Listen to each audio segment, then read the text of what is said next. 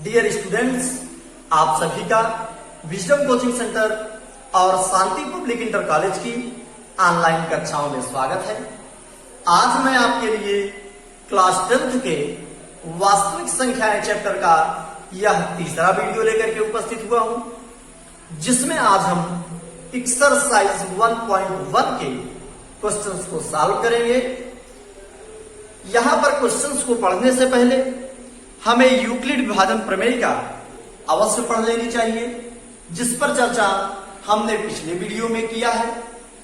आज हमारे चैनल पर जो भी स्टूडेंट्स नए हैं, सर्वप्रथम वह पिछले वीडियो को अवश्य देख लें, जिसके माध्यम से ही हम इन क्वेश्चंस को अच्छे ढंग से समझ पाएंगे।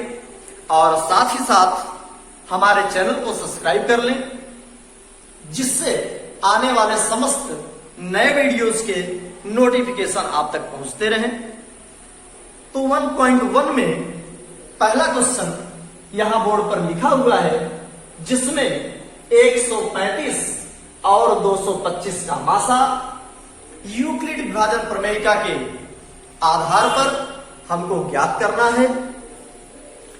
तो यूक्लिड विभाजन प्रमेयिका के आधार पर दिए गए संख्याओं का मासा कैसे ज्ञात करते हैं, इससे पहले कि हम क्वेश्चन को समझें, आइए थोड़ा सा हम यूक्लिड विभाजन प्रमेयिका पर चर्चा कर लेते हैं।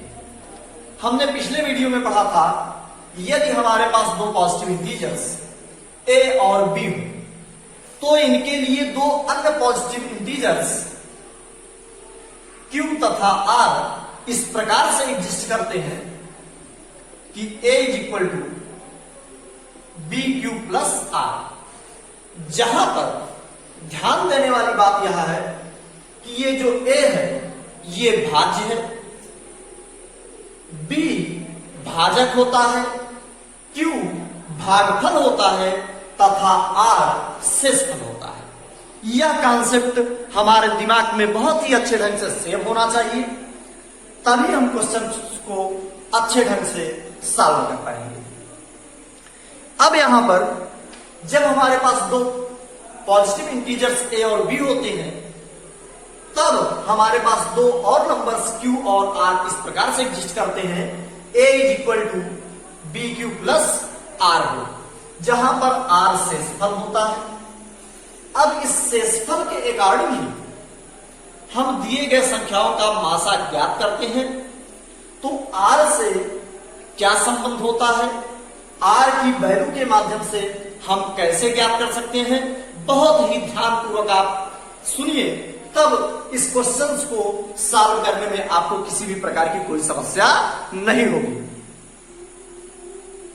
जब हमारे पास दो इंटीजर्स a और b, जैसा कि यहां पर हमारे पास दो नंबर्स दिए गए हैं, 135 और 225 दिए गए होते हैं, तो सर्वप्रथम हम चेक करते हैं कि दी गई संख्याओं में कौन सी संख्या छोटी है और कौन सी संख्या बड़ी है। तो यहां पर हम देखते हैं कि 135 इज लेस देन 225, अर्थात 135 225 से छोटा। तो यहां पर 135 से 225 में हम भाग करते हैं। क्यों? क्योंकि 135 छोटा है, इसलिए छोटी संख्या से हम बड़ी संख्या को भाग करेंगे। तो पहला स्टेप यह होता है कि दी गई संख्याओं में हम ज्ञात कर लें कि कौन सी संख्या छोटी है और कौन सी संख्या बड़ी। तत्पश्चात हम छोटी संख्या से बड़ी संख्या को डिवाइड करते हैं, अर्थात छोटी संख्या से बड़ी संख्या में भाग करते हैं। और उसके पश्चात जब भागफल और शेषफल हमको प्राप्त हो जाता है, तो उन संख्याओं को हम इस दिए हुए एक्सप्रेशन के रूप में व्यक्त करते हैं। कैसे व्यक्त करते हैं, अभी आगे हम चर्चा करेंगे। पहले कॉन्सेप्ट को आप ध्यानपूर्वक समझिए। अब यहां पर जो r की वैल्यू हमको प्राप्त होती है, यह r की वैल्यू यदि शून्य है, यह r की वैल्यू, बहुत ही ध्यानपूर्वक समझिए, इस r की वैल्यू पर ही मासा को ज्ञात करने का मेथड है, तरीका है। तो यदि यह r की वैल्यू शून्य प्राप्त होती है, क्या प्राप्त होती है? शून्य प्राप्त होती है।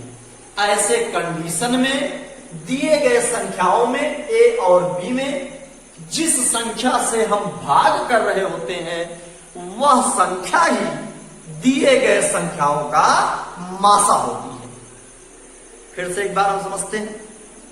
यदि शेषफल r की वैल्यू हमको शून्य प्राप्त होती है तो उस कंडीशन में दिए गए संख्याओं में जो छोटी संख्या होती है अर्थात जिससे हम भाग कर रहे होते हैं वह संख्या ही दी गई संख्याओं का मासा होती है। और यदि r की वैल्यू शून्य के अतिरिक्त कोई भी नंबर प्राप्त होता है तो ऐसे कंडीशन में हम r, किसमें? r, और भाजक, यहां पर भाजक क्या है? b, r और b में हम पुनः यूक्लिड विभाजन प्रमेय का प्रयोग करते हैं, अर्थात छोटी संख्या से बड़ी संख्या को भाग करते हैं और उसके पश्चात फिर से हम उन संख्याओं को इस एक्सप्रेशन के रूप में व्यक्त करते हैं और फिर हम चेक करते हैं कि यह r की वैल्यू क्या है, हमको r का मान क्या प्राप्त हो रहा है। अगर शून्य प्राप्त होता है तो उस कंडीशन में जो हमारा भाजक होता है वही दिए गए संख्याओं का, अर्थात ये जो संख्याएं दी गई हैं उनका मासा कहलाएगा। तो अब यहां पर हमको इस r की वैल्यू के अकॉर्डिंग ही मासा प्राप्त होगा। अभी आपको ये जो प्रक्रिया है कम समझ में आ रही होगी, किंतु आप देखते रहिए। अभी एक क्वेश्चन को सॉल्व करने के पश्चात आपको यह मेथड बहुत ही आसान लगेगा और आप बहुत ही आसानी से बोर्ड परीक्षा में इन क्वेश्चंस को आप सॉल्व करके इनके जो भी निर्धारित अंक होंगे उनको आप आसानी से प्राप्त कर सकेंगे।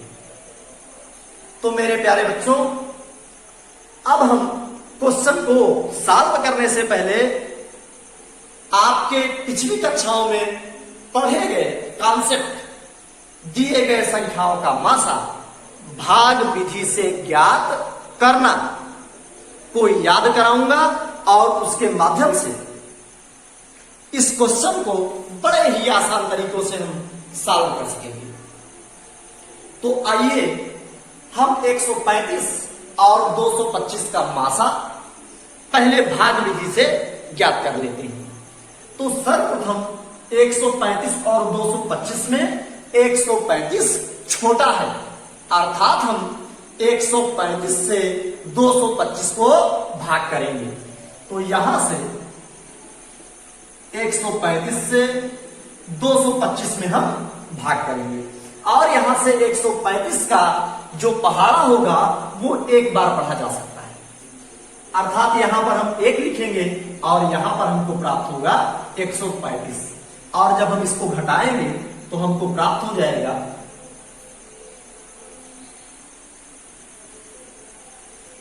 90।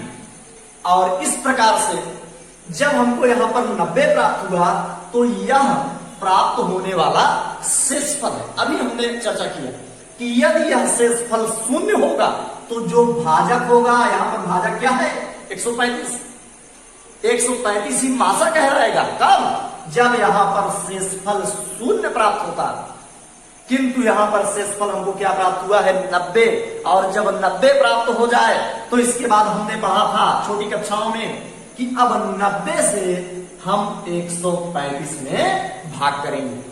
तो वही बात हमने यहां पर आपको बताई थी कि जब r does not equal to 0 हो, r का मान 0 न हो, तब r और भाजक b में अर्थात 135 में पुनः हम इस प्रक्रिया को दोहराएंगे, अर्थात छोटी संख्या से बड़ी संख्या को भाग करेंगे और शेषफल को ज्ञात करेंगे।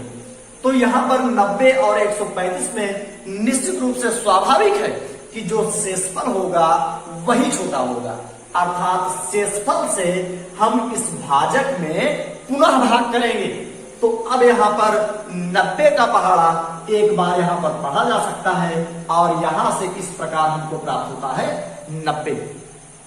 और जब इसको हम घटाएंगे तो यहां पर हमको प्राप्त होगा 5 और यहां पर प्राप्त हो जाएगा 4। और इस प्रकार से अब हमको शेषफल क्या प्राप्त हुआ, आर की वैल्यू क्या प्राप्त हुई, इस बार हमको आर की वैल्यू 45 प्राप्त होती है। तो क्या यह आर की वैल्यू 0 के बराबर है? नहीं है। अर्थात यहां पर पुनः हमको इस शेषफल और भाजक, यहां पर हमारा भाजक इस बार क्या है, 90 है। अर्थात 90 और 45 में पुनः हमको यूक्लिड विभाजन प्रमेयिका को यूज करना होगा। तो यहां पर हम 45 से पुनः 90 में भाग करेंगे और यहां पर 45 का पहाड़ा 2 बार पढ़ा जा सकता है और इस प्रकार से हमको यहां पर 90 प्राप्त होता है। और जब 90 प्राप्त होता है तो यहां पर शेषफल हमको क्या प्राप्त हो जाएगा, 0। यहां पर शेषफल हमको क्या प्राप्त होता है, 0 प्राप्त होता है। तो हमारी पिछली बातों को आप याद करिए कि अगर शेषफल 0 प्राप्त होता है तो ऐसे कंडीशन में जो भाजक होता है, भाजक यहां पर कौन है जरा देखिए, 45, जो भाजक होता है वही दिए गए संख्याओं का अर्थात 135 और 225 का मासा कहलाएगा। इस प्रकार 45 दिए गए संख्याओं 135 और 225 का मासा है। तो अब यह विधि तो आपके लिए नई है नहीं, अर्थात इसको समझने में आपको कोई भी समस्या नहीं हुई होगी। और हम इन सवालों को हल करने से पहले सर्वप्रथम भाग विधि से दिए गए संख्याओं का मासा ज्ञात कर लेते हैं और इसके बाद हम देखेंगे बिल्कुल जादू तरीके से क्वेश्चन को किस तरीके से हम सॉल्व करके बोर्ड परीक्षा में अच्छे अंकों को प्राप्त कर पाएंगे। अब इसके बाद क्वेश्चंस को हम सॉल्व कैसे करेंगे, लिखेंगे कैसे, आइए इसको हम समझ लेते हैं। सर्वप्रथम हम लिखेंगे दी गई संख्याओं 135 और 225 में 135 इज लेस देन 225। 135 225 से छोटा, इसलिए यूक्लिड विभाजन प्रमेयिका से, अब यहां पर 135 225 से छोटा अर्थात 135 से हम 225 में भाग करेंगे। तो भाग तो हमने पहले ही कर रखा है, यहां पर हमने 135 से भाग किया तो भागफल क्या मिलता है, 1 मिलता है और शेषफल कितना मिलता है, 90। अब यहां पर जो हमारा एक्सप्रेशन था एक बार मैं फिर से लिख दे रहा हूं, a is equal to b q plus r, जहां पर a क्या होता है, भाज्य। मैं यहां पर फिर से एक बार अच्छे से डिफाइन कर दे रहा हूं, भाज्य। b क्या होता है, भाजक। और q क्या होता है, भागफल। और r क्या होता है, शेष। अब यहां पर हम इस एक्सप्रेशन के रूप में दी गई संख्याओं को व्यक्त करेंगे। तो यहां से a अर्थात भाज्य क्या है हमारा, यहां पर देखिए 225। तो यहां से हम लिखेंगे 225 बराबर b, भाजक क्या है, भाजक 135 है, 135 गुणे q, q क्या है, भागफल 1 प्लस शेषफल, शेषफल यहां पर क्या है, 90। इस प्रकार से दी गई संख्याओं 225 और 135 के लिए यूक्लिड विभाजन प्रमेय के अकॉर्डिंग हमने दो अन्य संख्याओं को प्राप्त किया, 1 और 90 को, और जिसको हमने एक्सप्रेशन a बराबर bq प्लस r के रूप में हमने व्यक्त कर दिया। और यहां पर जो हमको r की वैल्यू अर्थात शेषफल प्राप्त हो रहा है, यह शून्य के बराबर नहीं है। तो बिल्कुल यही हमको लिख देना है। यहां पर हम नीचे लिखेंगे, यहां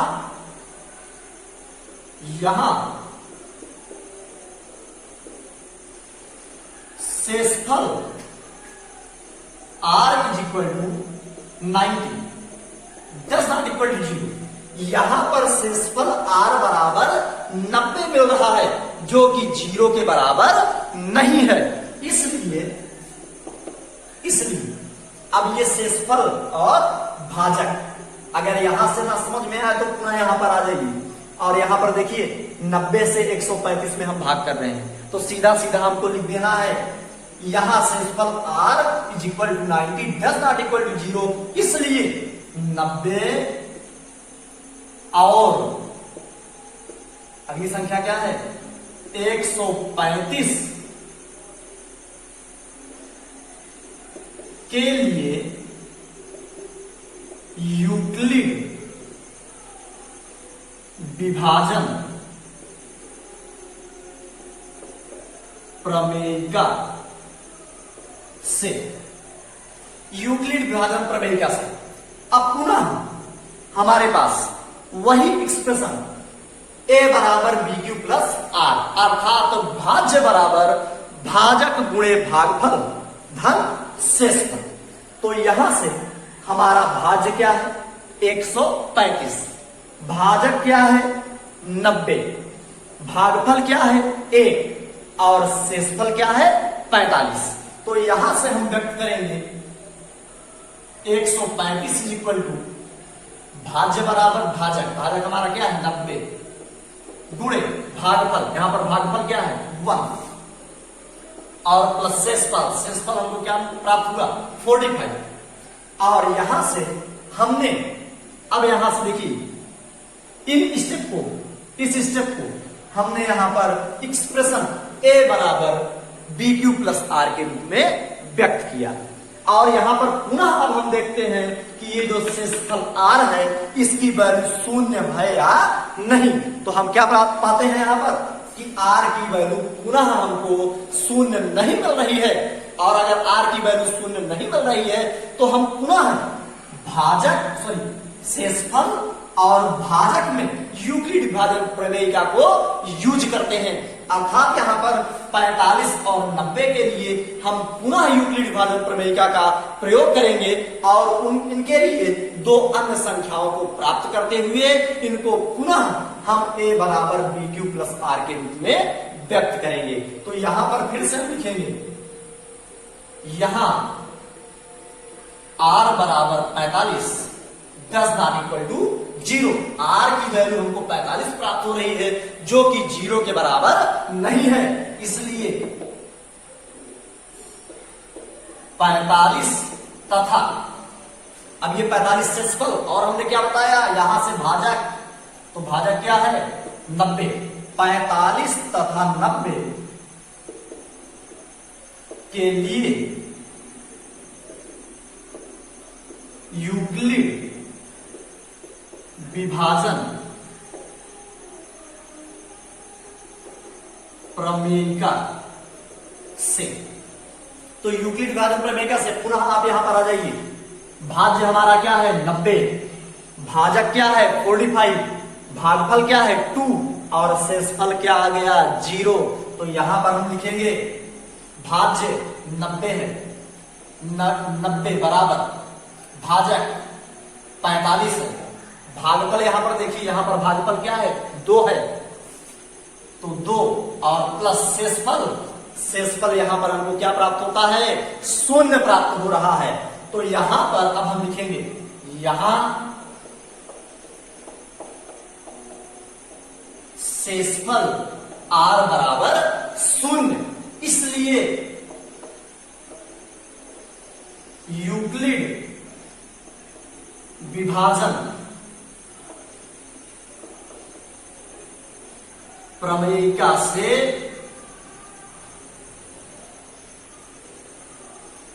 दिए गए संख्याओं का मासा। अब यहां पर मासा क्या होगा? यहां पर मासा हमको क्या प्राप्त होगा? जो हमारा भाजक होता है, और यहां पर भाजक क्या है? 45 है। तो यहां पर शेषफल r बराबर 0, इसलिए यूक्लिड विभाजन प्रमेयिका से दिए गए संख्याओं का मासा 45 है। इस प्रकार देखिए, बहुत ही आसान तरीकों से, बहुत ही आसान स्टेप में हमने क्वेश्चन को सॉल्व कर लिया। और इसके बाद प्रश्नावली का जो नेक्स्ट क्वेश्चन है वो है, दर्शाइए कि कोई भी धनात्मक पूर्णांक सदैव 6q+1, 6q+3 या 6q+5 के रूप का होता है। अब हमको यूक्लिड विभाजन प्रमेयिका के अकॉर्डिंग सिद्ध करना है कि कोई भी विषम पूर्णांक, कोई भी विषम पूर्णांक से क्या तात्पर्य है? अर्थात जितने भी विषम पूर्णांक हमको ज्ञात हैं, उनमें से हम किसी भी विषम पूर्णांक को कंसीडर कर लें, अर्थात हमारे मन में कोई भी विषम पूर्णांक आवे, और यदि हम उसको 6q+1, 6q+2 या इसी प्रकार से व्यक्त करना चाहें, तो वो सदैव ही 6q+1, 6q+3 या 6q+5 के रूप के होंगे। इसके पहले का जो वीडियो है उसमें हमने 6q+1, 6q+3 या 6q+5 के रूप में कोई भी संख्या कैसे व्यक्त होती है, इस पर विस्तृत चर्चा की गई है। अर्थात इस क्वेश्चन को समझने के लिए पिछला वीडियो देखना बहुत ही अनिवार्य है, और यदि पिछले वीडियो को आप देख लेते हैं तो यह क्वेश्चन बहुत ही आसान तरीके से आपको समझ में आएगा। तो सबसे पहले न्यू स्टूडेंट्स जो कि हमारे चैनल पर नए हैं, वह हमारे पुराने वीडियो को अवश्य देख लें, जिसमें यूक्लिड विभाजन प्रमेयिका पर चर्चा हुई है। अब यहां पर इस टाइप के कोई भी क्वेश्चन हमको प्राप्त होते हैं, तो सर्वप्रथम वहां पर एक बात हमको समझनी होती है। यहां पर कोई भी धनात्मक विषम पूर्णांक 6q+1, 6q+3 या 6q+5 के रूप का है। मैं एक एग्जांपल और भी आपको देता हूं कि किसी क्वेश्चन में कहा जाएगा कि किसी संख्या का स्क्वायर, अब ये सवाल एग्जैक्ट नहीं है लेकिन कुछ ऐसे ही है, 3m+1 या 3m+2 के टाइप का होता है। अर्थात सवालों में कुछ इस प्रकार से दिया जाएगा, यहां पर जैसे 6q+1, 6q+3, 6q+5, वैसे ही यहां पर 3m, 3m+1, 3m+2 या 4q, 4q+1, 4q+2, कुछ इसी टाइप में दिया जाएगा। तो सर्वप्रथम यहां पर हमको एक बात अच्छे ढंग से समझनी होगी कि अगर यहां 6q+1, 6q+3 या 6q+5 आ रहा है, तो किसी दी गई संख्या को हमको 6 से डिवाइड करना है। इस कंडीशन में किसी दी गई संख्या को, यहां पर 3 है, यहां पर 6 था, जब 6 था तो 6 से डिवाइड करना है, और जब 3 है तो 3 से डिवाइड करना है। 5 होगा तो 5 से डिवाइड करना होगा, 9 होगा तो 9 से डिवाइड करना होगा। तो अब यहां से दिए गए क्वेश्चन में जो क्वांटिटी दी गई है वो इस प्रकार से, अर्थात यहां पर किसी दी गई संख्या को हमको 6 से डिवाइड करना है। और पिछले वीडियो में हमने चर्चा किया था, यदि हमारे पास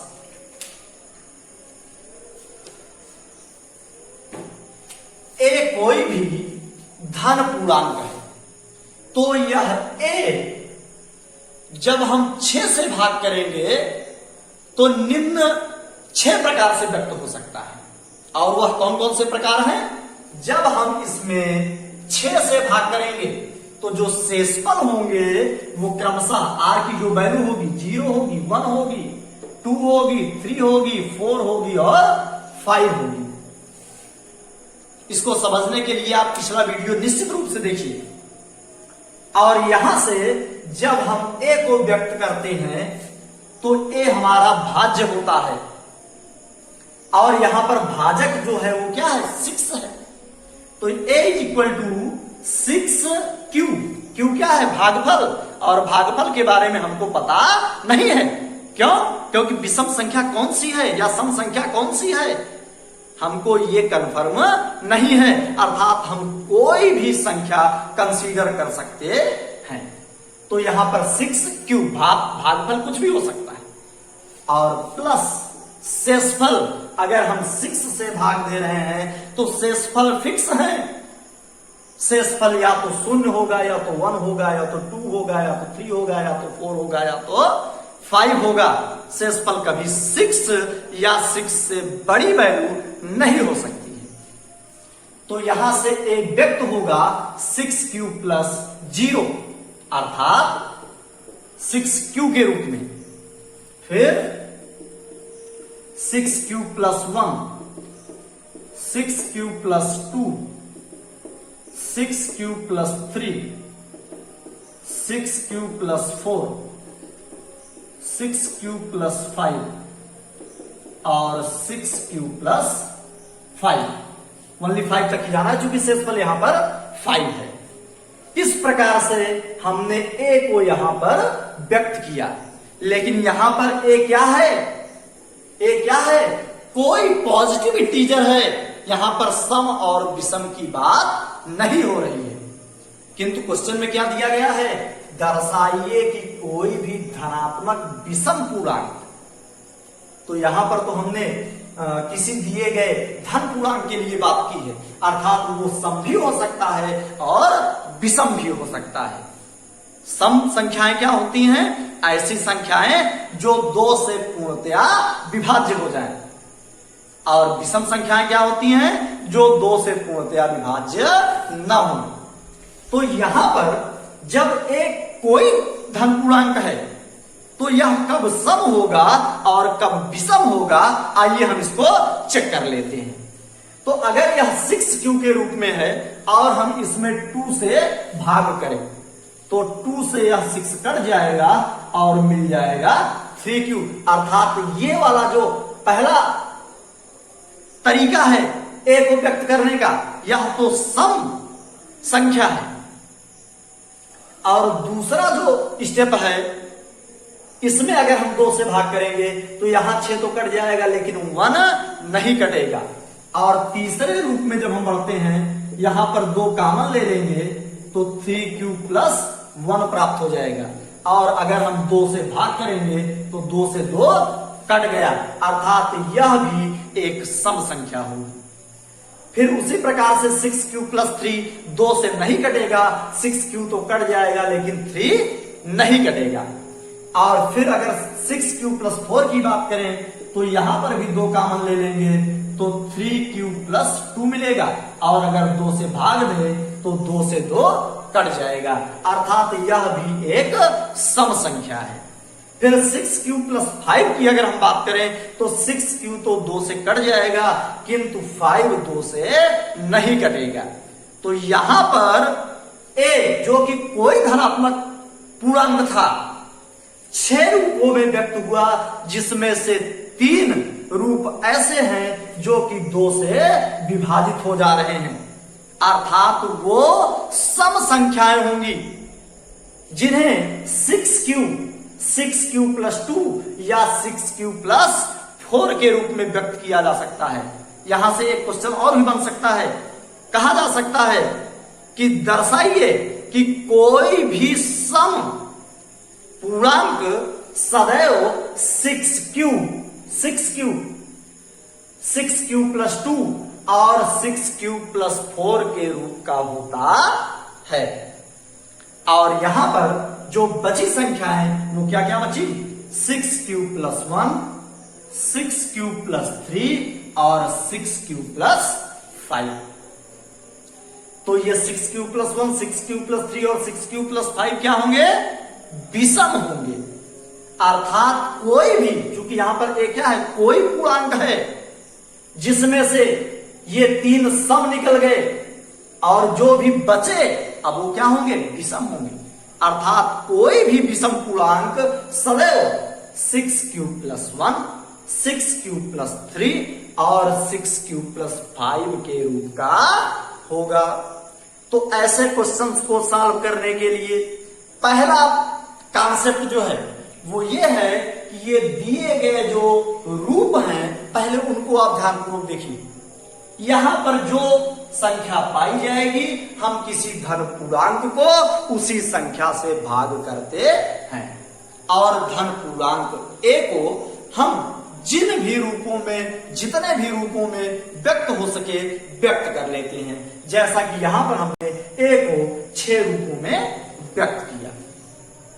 अब इसके पश्चात क्वेश्चन के अकॉर्डिंग हम कार्य करते हैं। यहां पर सम और विषम की बात थी, तो इन 6 रूपों में हमने चेक किया कि कौन से सम संख्याओं के रूप हैं और कौन कौन से विषम संख्याओं के रूप हैं। और इस प्रकार से अब यह क्वेश्चन सॉल्व हो चुका है, इसमें और कुछ भी नहीं है। अर्थात इस टाइप के क्वेश्चन को आप बहुत ही आसान तरीकों से हल कर सकते हैं। तो अब इन क्वेश्चंस को हम लिखेंगे कैसे, आइए इसको समझ लेते हैं।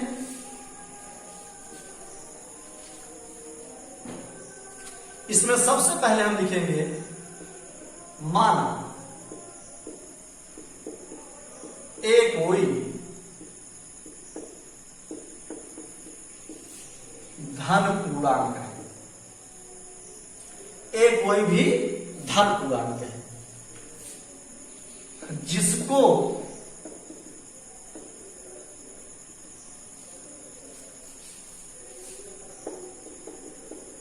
छह से भाग देने पर शेषफल आर। अब यहां अगर हम 6 से भाग कर रहे हैं, 6 से, तो शेषफल क्या होगा, ऐसे हमको लिखना है, शेषफल आर बराबर 0, 1, 2, 3, 4 या 5।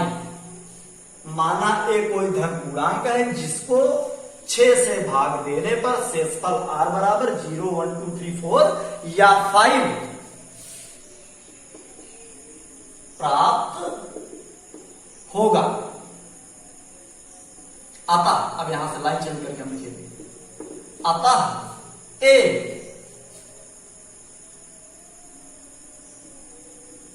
Six cube plus 1, 6 cube plus 2, 6 cube plus 3, 6 cube plus 4 या 6 क्यूब प्लस 5 के रूप का होगा, जिसमें 6 क्यूब प्लस 2 तथा 6 क्यूब प्लस 4 2 से विभाज्य है, अर्थात सम है। इसलिए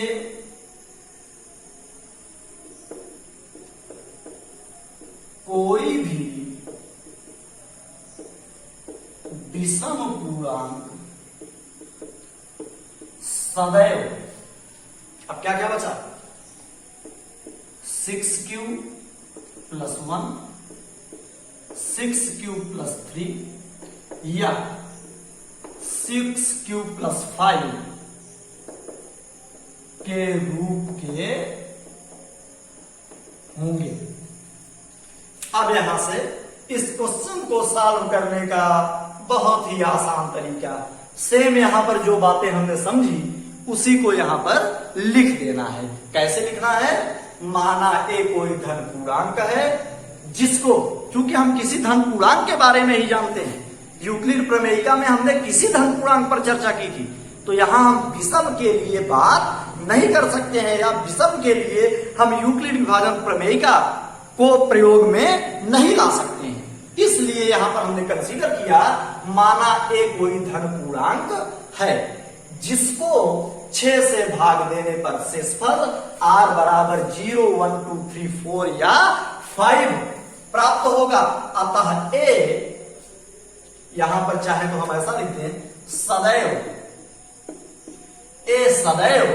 6 cube plus 1, 6 cube plus 3, 6 cube plus 2, 6 cube plus 3, 6 cube plus 4 या 6 क्यूब प्लस 5 के रूप का होगा, जिसमें 6 क्यूब प्लस 2, 6 क्यूब प्लस 4 2 से विभाज्य है, अर्थात सम है। इसलिए कोई भी विषम पूर्णांक सदैव, अब भाई ये सम इसमें से निकल गए तो बचे क्या? विषम। तो 6 क्यूब प्लस 1, 6 क्यूब प्लस 3 या 6 क्यूब प्लस 5 के रूप के होंगे। इस प्रकार से यह क्वेश्चन आपका सॉल्व होता है। और इसी प्रकार अन्य क्वेश्चंस भी हैं, उनको आप सॉल्व करने का प्रयास करिएगा। और यदि आपको किसी प्रकार की कोई समस्या होती है तो कमेंट के माध्यम से अपने प्रॉब्लम को हम तक शेयर करिएगा, जिसका समाधान निश्चित रूप से आपको नेक्स्ट वीडियो में प्रदान किया जाएगा।